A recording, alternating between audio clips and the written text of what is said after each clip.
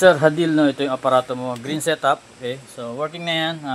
Yung solar panel mo, icon. Then blinking arrow, ibig sabihin ay nag-harvest na yung solar panel mo ng kuryente mula sa solar panel papuntang SCC o solar charge controller, then papunta sa battery. So ngayon, LiPo4, no, nakagamit tayo ng LiPo4.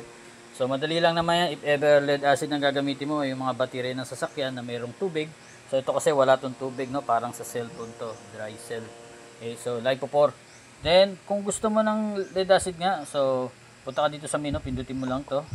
Ayan. So sa ngayon kasi naka B3 to, no, dahil LiPo4 battery. If ever gusto mo lead acid, no, lumang battery na di tubig, pindutin mo lang to, long press, then antayin mo mag-blink. Then lipat mo sa B1, no. Ayan, B1, up and down yung controller mo. Pero sa ngayon naka B3 tayo, no. Meron naman ako link ng battery, solar panel. If ever gusto mo, no. Then so ito lang, aparato lang. Then previous lang tong battery clamp, no. Mas maganda talaga is naka terminal lag. Okay, so off natin yung aparato natin, sir, no. Pag i-off natin, una yung solar panel, then yan, wala yung icon ng solar panel, then yung battery. Okay. So darating sa iyo aparato mo, ito kasama yung battery clamp, then solar panel, battery sa iyo, pati sa solar wire sa iyo, no. So ito, pag nakabit mo na yung solar panel mo, positive to negative, sir, no. Meron namang color coding yan, red is positive, black is negative. Breaker ng solar panel, breaker ng battery. Then ito, pakita ko sa iyo, no.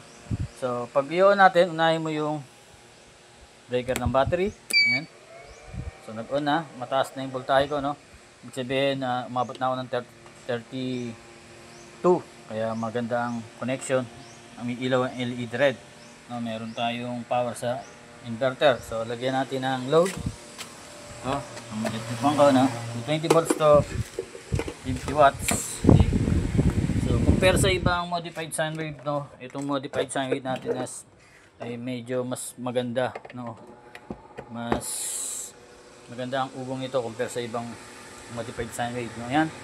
So TV electric fan sabay, pwede 100 watts per hour daytime. Okay. So solar panel 200 watts better, then 100 Ah battery para naka-expansion ka lang agad. So pero pwede mababa naman, walang problema doon. Then yan, ang voltage ko is 12.8, no, pa-rest down.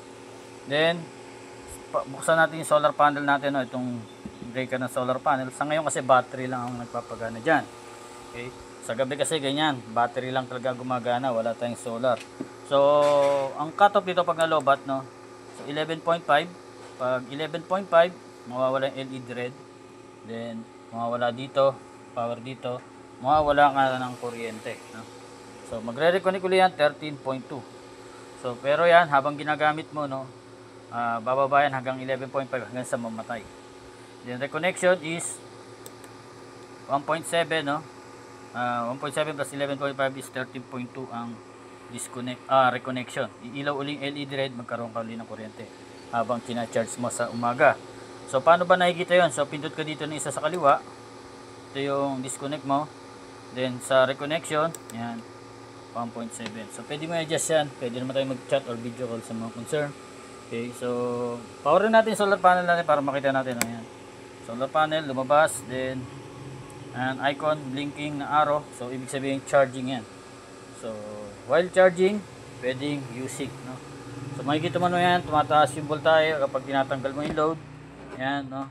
Nagcha-charge yan, ibig sabihin, no. So salamat ulit sa pagtitiwala, Sir Hadil, no. So balutin ko na to, then ship natin maya-maya before 3. No, update ko kayo. So may kasabay ka. So salamat sa pagtitiwala ulit. God bless.